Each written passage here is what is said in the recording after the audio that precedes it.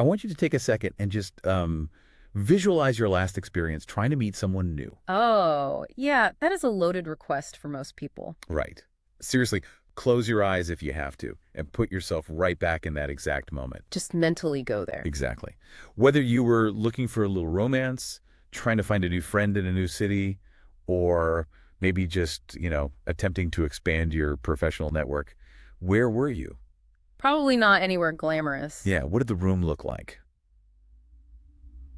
Let me guess. The room didn't matter. Because you were staring at a glowing rectangle. Mm-hmm.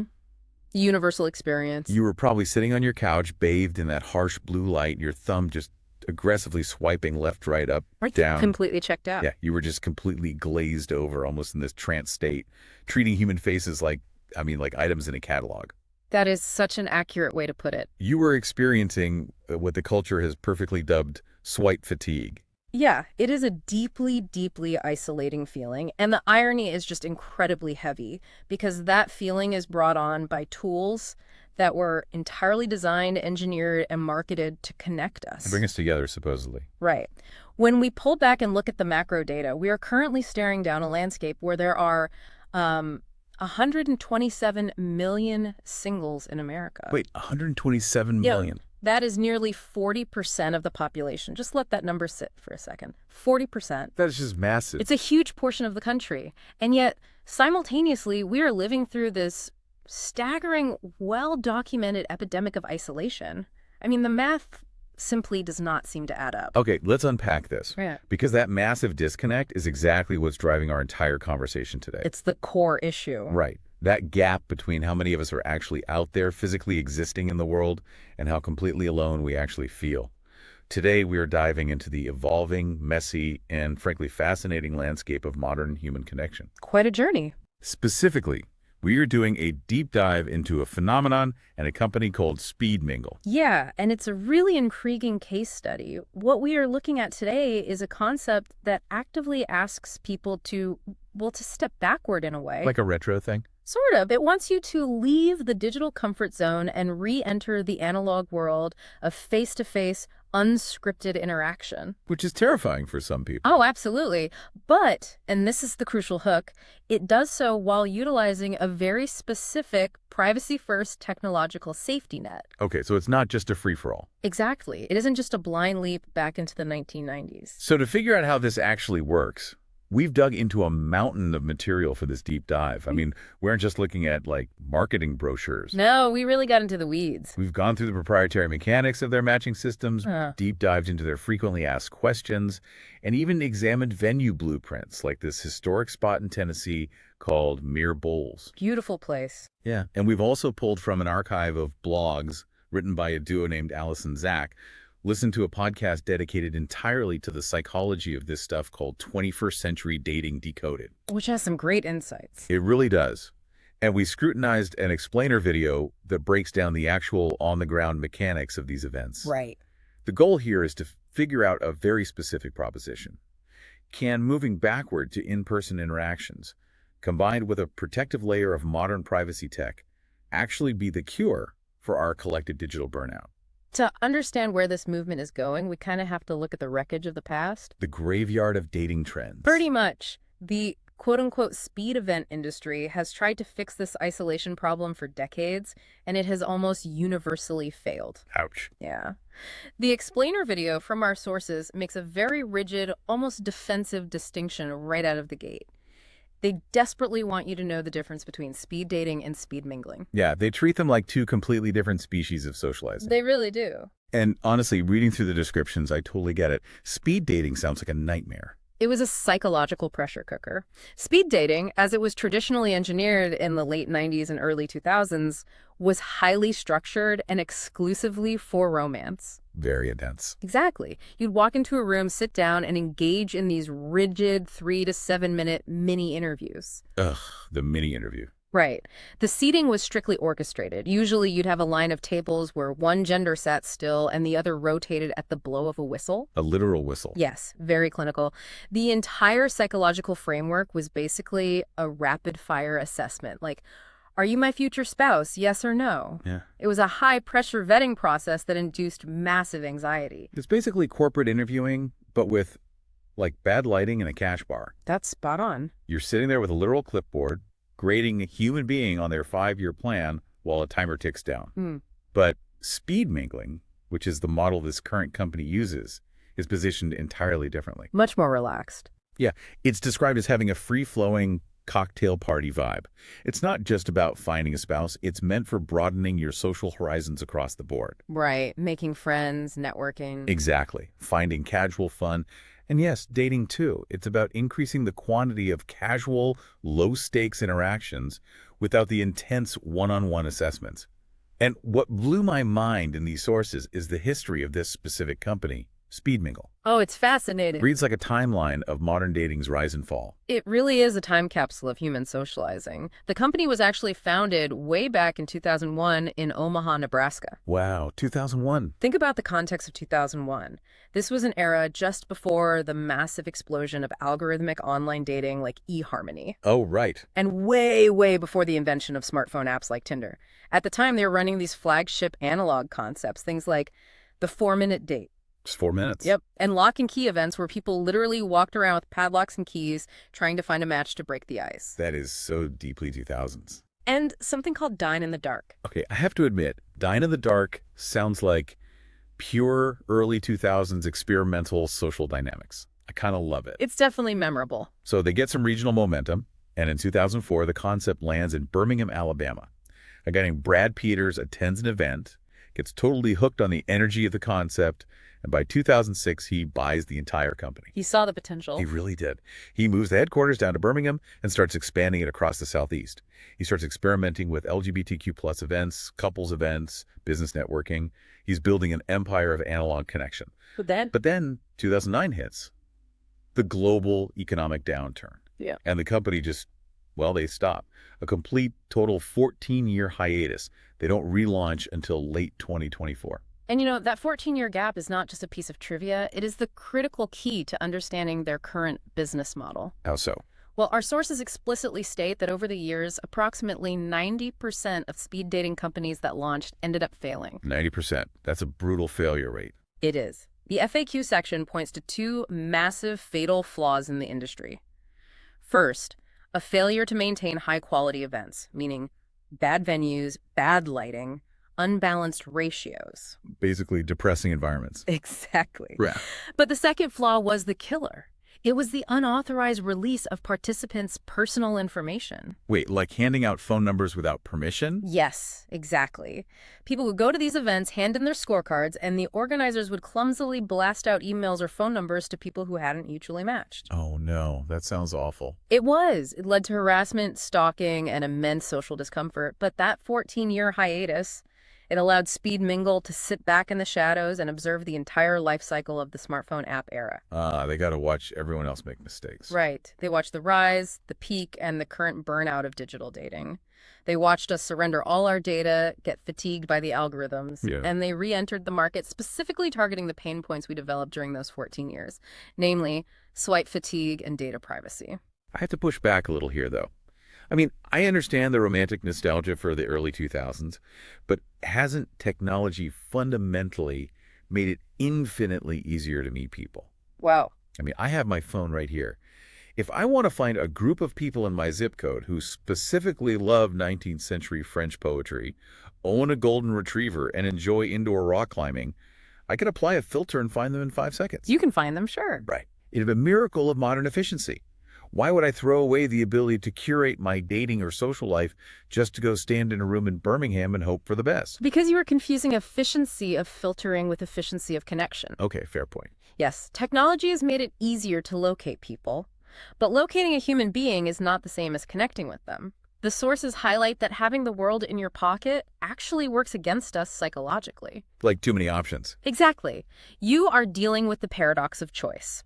When you can filter by French poetry and golden retrievers, your brain starts believing that an even more perfect match is out there. Like someone who likes French poetry, golden retrievers, and also bakes their own sourdough. Right. Or maybe a Michelin star chef who does all those things, and they're just one swipe away. Okay, I see what you're saying. The efficiency becomes a trap.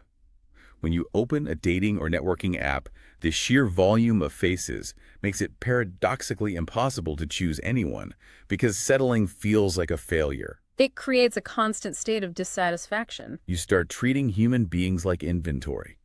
If the person across from you on a date mispronounces a word, you think, well, I have 40 unread matches in my pocket. Let me just go to the bathroom and queue up the next one. That is exactly the mentality. You stop trying to connect and start trying to consume. Exactly. You commodify the human experience. And this brings up a crucial question for you, the listener, to really consider. Look at your own digital footprint. Think about it. How many online connections do you have across all your platforms? Hundreds, maybe thousands if you count LinkedIn and Instagram. Probably thousands for a lot of people. Now, strip all that away. How many truly meaningful local connections have you made in the last 6 months? That's the real test. People in your actual zip code that you could call right now to grab a coffee or help you change a flat tire or just sit on the porch with? For most people, despite having thousands of digital connections, the physical number is approaching zero. Wow. Yeah, and that void, that physical localized void, is exactly what Speed Mingle is trying to fill. Yes. But to get people out of their houses and into a room, they had to solve the problem that killed off 90% of their competitors. How do you convince people to put themselves out there in a physical room with strangers without feeling incredibly vulnerable? Which is where their technology comes in. Right, and this is where their technological pivot comes into play. To protect the analog experience, they introduced a piece of tech called Speed Mingle SmartSync. SmartSync is their proprietary web-based matching system, and its entire foundational architecture is built on the concept of privacy first. I love that. When you attend one of these in real life mixers, you check your digital identity at the door. Participants only use their first names. No last names at all. None. There are no last names on the name tags, no phone numbers are exchanged, no Instagram handles or LinkedIn profiles are shared by the company. You are functionally anonymous beyond your physical presence and your first name. I look at this almost like a social burner phone. Oh, that's a good analogy. Think about why someone uses a burner phone in a movie. They want to conduct a transaction without the risk of being traced, right? They want compartmentalization. Precisely. SmartSync provides a digital moat around your personal life. It completely isolates your social risk. You can go to one of these events, have a couple of drinks, mingle freely, and you don't have to worry that a mildly awkward 5-minute conversation with a stranger is going to follow you home. That lingering dread. Yeah. You don't have to worry about them finding your employer on LinkedIn or messaging you on Facebook because they literally don't have the data to do it. You are insulated. What's fascinating here is how they've completely flipped the traditional dating app model on its head. Let's look at the mechanics of it. Okay, let's break it down. Think about a standard app like Tinder or Bumble. On those platforms, the technology is the introducer. Right. It uses algorithms to put a face in front of you on a screen, and its entire goal is to push you toward a physical interaction. The app wants you to match, chat, and ultimately exchange phone numbers to move off the platform and into the real world. So the tech comes first, reality comes second. Exactly. SmartSync, however, uses technology as a firewall. It reverses the order. You meet in person first. The human analog interaction is the introduction. So reality is first. Right. Then, post-event, the technology steps in to act as a protective barrier. It holds the data so you retain total, absolute control over who gets access to your life. Right. And the way this matching mechanic works is so distinct from the old days. Traditional speed dating used to involve handing in a physical piece of paper, a scorecard, to a tired host at the end of the night. And then waiting. Oh, the agonizing wait. You'd have to wait 48 hours for the company to manually tabulate the cards. Which is just awful. It was terrible. And then you'd get this slightly depressing email telling you who liked you. It was like waiting for test scores. But with SmartSync, they've modernized the back end without ruining the front end experience. Very true. Before you even attend the event, you build a profile based on your interests. The algorithm calculates a compatibility percentage based on shared hobbies, your values, your professional interests. But what it doesn't calculate are demographic filters, like exact age, race, or gender preferences. That is a critical distinction to make. The sources point to a specific blog post in the Allison Zach archives titled Data Blind Speed Mingling versus Speed Dating. Data blind. Yes. This concept of being data blind is revolutionary in a hyper-curated world. When you strip away the analytics, when you remove the specific height requirements and racial preferences that dating apps heavily rely on to keep users engaged, you are left with just a room full of people. Which forces you to actually engage. It forces a level of organic discovery.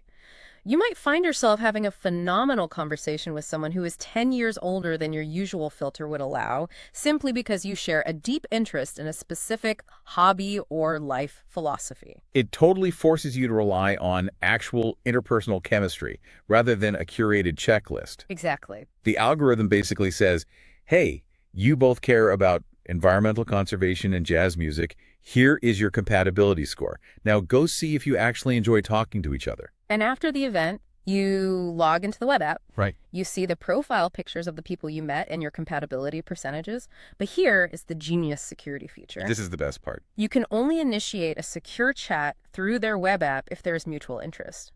If you check yes on someone and they check no, they never even know you checked yes. So there's no embarrassment. None. Yeah. Your personal info is entirely cloaked until you explicitly decide to reveal it inside that secure chat. Which transitions us perfectly into the next major hurdle of modern socializing. Let's say the system works. You have this safe, firewalled environment. You feel secure. Your data is locked down. Okay, yeah, at the event. Right. You walk into the historic manor, and you are standing face-to-face with a potential match. You have no screens to hide behind.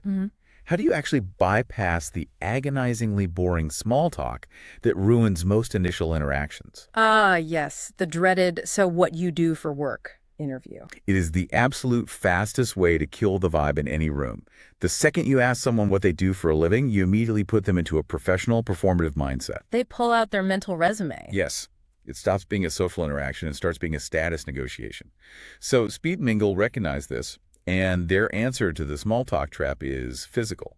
It's a literal deck of cards. The cards are so interesting. They call it the 52+2 Conversation Catalyst card game. It's a highly intentional psychological tool. According to the source material, it's a physical deck of 54 cards, so 52 prompts and 2 wild cards. And they aren't just random questions, right? No, these weren't just thrown together. They were explicitly designed by communication experts. The stated goal isn't just to pass the time with trivia. The goal is to instantly reveal authentic personality, passions, and perspective. Like a fast track to real connection. It acts as an icebreaker, yes, but more importantly, it shatters the superficial layer of interaction immediately. When you force people to answer a bizarre or deeply reflective prompt, they can't rely on the rehearsed cocktail party banter. We see this psychology deeply explored in the archives. From the host, Alice and Zach. They have a post called Chemistry. Great title. I know, Chemistry. Rewrite your rules, feel the spark. And another one with a fantastic title, My Flowchart Died. Yes, that one is brilliant. Plus, on their podcast, 21st Century Dating Decoded, they talk extensively about a concept they call true casting. True casting. Yeah, they define true casting as radical authenticity over curated profiles. It's the act of showing up as your messy, real self instead of the polished avatar you present on Instagram. The Chemistry post explores a concept that I find incredibly relevant sociologically. They call it the mental dossier. Oh, right, the dossier. The authors argue that as modern daters, we all carry around this meticulously curated, invisible blueprint of the ideal partner. It's a flowchart for romance. And we just check the boxes. Right. We walk into a date with a rigid checklist hovering in our minds, like, do they have a master's degree? Do they make over a certain income threshold? Do they live in my preferred zip code? Do they vote exactly the way I vote? We spend the first 30 minutes of a date secretly checking boxes on this mental dossier. Here's where it gets really interesting, because that poem in the sources, My Flowchart Died, hits this nail completely on the head. I want to look closely at this because the poem captures a universal feeling. It really does. The text literally says, my flowchart for romance just glitched and died. All my usual boxes are null and void. It's a chemical reaction. A glitch in the system. Exactly. It perfectly illustrates how physical chemistry, prolonged eye contact, the tone of someone's voice, real-time banter, all of these tangible biological things completely short-circuit our logical, heavily analytical checklists. Biology overriding the algorithm. Exactly. Wait, I mean, it's so true. You might meet someone who checks absolutely zero of your boxes on paper. Right. If you saw their profile on an app, you would swipe left in a microsecond because they don't have the right degree or they wear a brand of shoes you find annoying. But in person, the energy is undeniable. Because you can't fake energy. You really can't. They make you laugh. The banter is electric. The 52 plus 2 cards act as a pattern interrupt for that mental dossier. If a card asks, what is the most irrational fear you harbor? You can't answer that with your job title. No, you can't. It forces people to drop their rehearsed scripts and just react as vulnerable humans. And that human reaction is heavily contextualized by what you are actually looking for in that room. Because remember, as we noted earlier, this isn't just about dating. Right, it's bigger than that. The Speed Mingle ecosystem is broader. When you set up your SmartSync profile, the system requires you to choose a deal breaker category. Basically, filtering your intentions. Exactly. This ensures that while the conversations are organic, you are fundamentally matching with people who are seeking the same type of baseline connection. You aren't wasting your time. Let's break down those deal breaker categories because they are brilliantly specific. They don't just say friends or lovers. No, they get granular. First, you have networking, which they specifically subtitle professional assent. This isn't just mindlessly swapping business cards over cheap wine. Right. The prompts for this track are designed to help you find mentors, locate collaborators, or exchange deep industry insights. Then there's the friendship category, subtitled social synergy. Which is so important right now. This is huge right now, given the loneliness epidemic. Yeah. This is for finding a workout buddy, a trivia partner, someone to debate movies with at Sunday brunch. The third track is, of course, dating, framed as romance and real chemistry. This is about experiencing that immediate, visceral connection without the awkward commute, the complex scheduling, or the massive financial investment of a traditional app date. Just jump straight to the chemistry. Exactly. And finally, there is casual fun, which they explicitly frame as spontaneous adult play. Oh, wow. Yeah, this implies high-energy, low-commitment interactions with clearly defined boundaries. What is critical here is that within those four main paths, you filter even further by sub-interests, like adventure, arts and culture, intellectual stimulation. So it creates a highly targeted environment, but one based on activity and intent, not just physical demographics. It's brilliant. It's very smart design. If I choose friendship and intellectual stimulation, I'm going to be sitting across from someone who also just wants a friend to talk about books or philosophy with. The expectations are perfectly aligned before we even say hello. Everyone is on the same page. Okay, so we've talked extensively about the history, the tech firewall, the card psychology. Let's ground this in reality. Let's look at the anatomy of a real physical event to see what this actually looks and feels like for a person walking through the front door. Well, our sources provide us with a very detailed event listing for a specific upcoming mixer billed as the Pop, Fizz, and Speed Mingle. Prop, Fizz, and Speed Mingle. Catchy? Very. This specific event is scheduled for a Thursday evening, August 6, 2026. The structured portion runs from 6:45 p.m. to 9:00 p.m., and it's immediately followed by an unstructured after-party hangout. So you have options to stay later. Right. The ticket pricing is tiered, ranging from $26.16 for an early bird special up to $46.86 for day of registration. But the mechanics of the time and price are secondary to where this is actually happening. The location is the absolute star of the show here. It's hosted at a place called Mere Bowls Restaurant and Events in Brentwood, Tennessee. Right outside Nashville. Cool. Exactly. For those unfamiliar, this is situated inside a historic property known as Maryland Manor. The website copy in our sources paints an incredibly vivid, tactile picture of this venue. We aren't talking about a sad hotel conference room with fluorescent lights and stale water pitchers. Definitely not. We're talking prime rib carving stations. They mention creme brulee French toast for their brunch events, expansive, manicured outdoor patios, and this highly mentioned, almost legendary fire pit with a mural. You know, the choice of this specific venue over a cheaper, more sterile option is absolutely not accidental. No, I'm sure it's deliberate. Very deliberate. Yeah. If we connect this to the bigger picture of environmental psychology, environment dictates behavior. Okay, break that down. Human beings are deeply, almost subconsciously susceptible to their physical surroundings. Why host a social mixer in a historic manor in Brentwood instead of a brightly lit conference room near the airport? To make it feel premium. Partly, but it's deeper. Because the architecture, the lighting, the sophistication, and the warmth of Mere Bowls fundamentally elevates the entire interaction. It shifts the psychological framing of the event. How so? Like, what does a fire pit actually do to a conversation? It's fascinating. A fire pit completely changes spatial dynamics. A conference room table forces linear, oppositional seating like an interrogation. Or a job interview. Right. A fire pit is circular. It draws people in, lowers their physical guard, and the softer, flickering light physically dilates pupils, which actually mimics the biological signs of attraction and comfort. Wait, really? The lighting mimics attraction. Yes, dilated pupils are a subconscious sign of interest.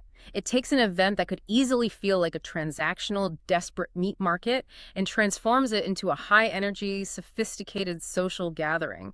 You feel like you are at a private party at an estate, not a dating event. That makes total sense. And the reviews of the venue in our sources back that psychological shift up completely. It's not just marketing fluff. People actually feel it. Yeah, you have a real reviewer named Rhiannon J. who raves about her Cosmo, her espresso martinis, and explicitly calls their short rib the best restaurant short rib she's ever had. High praise. Another reviewer, Haley M., specifically highlights the warm, intimate environment and how perfect that fire pit outside was for a date night. And Gregory B. praises the top-shelf spirits and carefully curated cocktails. The details matter. They really do. When you put nervous people in an environment that feels luxurious, cared for, and intentional, they tend to treat each other with more care. They step up to the environment. It provides profound social lubrication. Yes, literally in the form of top-shelf espresso martinis, which certainly help lower inhibitions, but also atmospherically. And the format of the event utilizes this atmosphere. Right. The listing notes that participants will engage in 10 to 15-minute mini dates. I want to highlight that time frame. It says it's longer than usual. Much longer. 10 to 15 minutes is significantly longer than the traditional 3-minute speed date of the 2000s. 3 minutes is basically a panic attack. Yeah, you barely get past your names. Exactly. 15 minutes allows for an actual nuanced conversation to unfold, especially when you're using those 52+2 cards to skip the small talk. And this specific event is categorized under their brand as a speed mingle happenings event. The sources mention other happenings like shuck and socialize, which I assume involves oysters. I would hope. Or sip and speed. Yeah. These are activity-based mixers. And frankly, looking at this from a business perspective, it's a brilliant model. The company actively offers host venue partnerships to local businesses. That's a win-win. Think about it. They use these high-energy, ticketed events to fill tables and sell drinks on traditionally off-peak restaurant nights. Tuesdays, Wednesdays, or in the case of this Brentwood event, a Thursday. Filling those empty spaces. It's a massive win for the venue, which gets guaranteed foot traffic, and a win for the attendees who get a premium, private feeling experience midweek. But stepping into that premium experience requires an understanding of the ecosystem's culture. What do you mean? Well, every social environment, whether it's a dive bar, a country club, or a digital app, has unspoken rules, boundaries, and harsh realities. Oh, the rules. Right. The FAQ section of our sources gives us a very clear, unfiltered look at the actual realities of participating in a speed mingle event. Let's look at the rules of engagement, starting with who is actually in the room, the demographics. Right. The hard age requirement to walk through the door is 21 and over, across the board. Obviously, alcohol is involved, but the FAQ is very transparent that the events are heavily populated by successful professionals in their mid-30s to early 60s. Which is an interesting shift. I found that demographic spread fascinating. It actually ties back perfectly to one of the topics covered on Brad Peters' podcast, The Gray Revolution, which explores the exploding market of later-life romance and connection. It makes perfect sense when you consider who is most fatigued by digital platforms. The older crowd. Exactly. The mid-30s to 60s demographic remembers what it was like to meet people organically before smartphones existed. They have a baseline nostalgia for analog connection. They remember the before times. Right. Furthermore, they are often the ones most frustrated by the gamification of dating apps, which skew heavily toward the behavioral patterns of people in their early 20s. The endless swiping. This older demographic wants efficiency, yes, but they want it grounded in reality. And speaking of reality, transparency is a recurring, almost aggressive theme in their FAQ, particularly regarding their economics and their guarantees. Aggressive is the exact right word. They have a remarkably strict refund policy. It's almost jarring to read in today's customer service-obsessed culture. Oh, they do not hold back. They explicitly state, no refunds if you don't match with anyone. You cannot get your money back just because you struck out. Right. And, crucially, no refunds if the room doesn't perfectly reflect your preferred age group.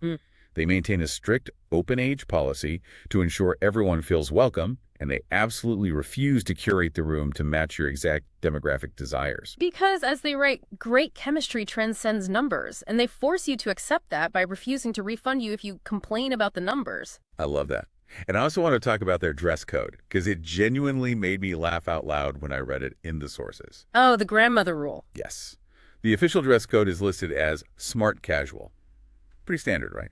But the specific written rule they elaborate with in the FAQ is, dress as if you were with your grandmother in public. If she would not approve, change. It's humorous, yes, but it serves a very firm structural and sociological purpose. Really, setting the tone. Yes. This raises an important question about the culture of modern dating apps versus this analog model. Apps promise you the world. They imply, through their marketing and their user interfaces, that your perfect match is practically guaranteed if you just buy the premium subscription, boost your profile, or swipe a little longer. Yeah, they gamify it. Exactly. This dynamic breeds an intense, toxic consumer entitlement in modern dating. People feel they are literally owed a perfect match because they paid a tech company $20 a month. Like putting a coin in a vending machine and expecting a soulmate. Precisely. So what does this all mean for the people showing up at Mere Bulls? It means Speed Mingle is aggressively managing expectations and destroying that entitlement before you even buy a ticket. They lay it all out. They guarantee a fun, safe, organized environment. They guarantee you will physically meet people. But they explicitly state in bold letters that they cannot manufacture chemistry. That's a huge statement. Think about that, specifically as it applies to you, the listener.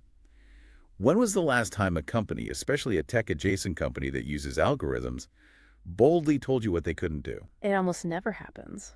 When did they last say, we can't guarantee you a result, we can only give you the room? It's a kind of radical honesty that cuts through the marketing noise we are so used to drowning in.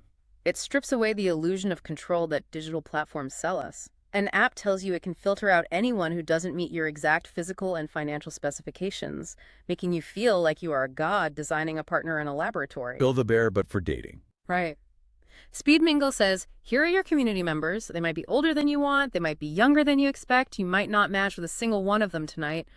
Put on a shirt your grandmother would respect. Have a polite conversation and see what happens. Just deal with it. It is a forced, sometimes uncomfortable return to reality. It is the ultimate anti-algorithm approach, which is wild considering they use an algorithm on the back end to match your interests.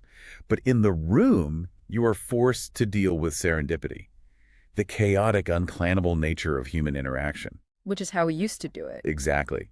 Let's look back at the journey we've taken today in this deep dive, because we've covered a massive amount of ground. We really have. We started by looking at 127 million lonely swipers sitting on their couches, paralyzed by the paradox of choice. We traced a social concept born in Omaha back in 2001, kept alive through the 2000s by people who wanted to connect, paused for a decade and a half while the smartphone took over the world, and resurrected in 2024 to specifically combat the digital burnout that the smartphone caused. We examined how they blended the timeless analog need for physical connection, facilitating it through conversation cards that kill the mental dossier, utilizing engaging, atmospheric, historic venues like Mere Bowls, and relying on real-time biological chemistry. Right, the real stuff. But doing all of that while simultaneously protecting that vulnerability with modern digital boundaries. The SmartSync stuff. Yes, by utilizing SmartSync, enforcing first names only, and maintaining strict data privacy, they've created an ecosystem where the technology finally serves the human interaction rather than the humans serving the technology's engagement metrics. So I have to ask you, the listener, what stands out to you in all of this? Are you sitting there right now realizing you're stuck in a rigid social flowchart? A lot of people are. Do you carry around a mental dossier that is actively keeping you from connecting with the flawed real people right in front of you? Yeah. Are you deep in the trenches of swipe fatigue, treating human faces like items in an endless digital catalog? It might be time for a change. Maybe it's time to find a local mixer, put down the phone, trust a fire pit and espresso martini, and just see what happens when you say hello without a screen in the way.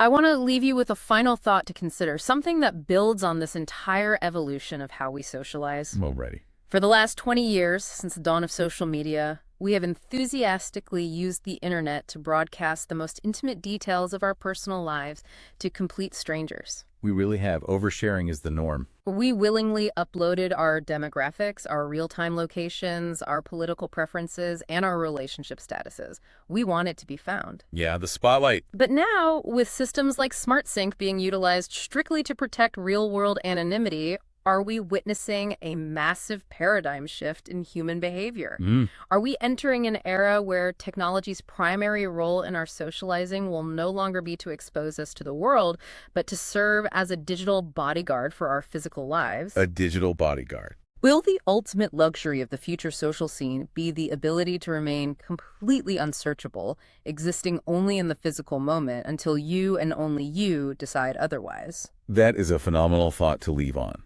The idea that anonymity, not exposure, is the true luxury in a hyper-connected world. Thank you so much for joining us on this deep dive. Take some time today to look at your own social habits, maybe you close out of those apps for the evening, and remember what it feels like to just be in a room with other people. Until next time.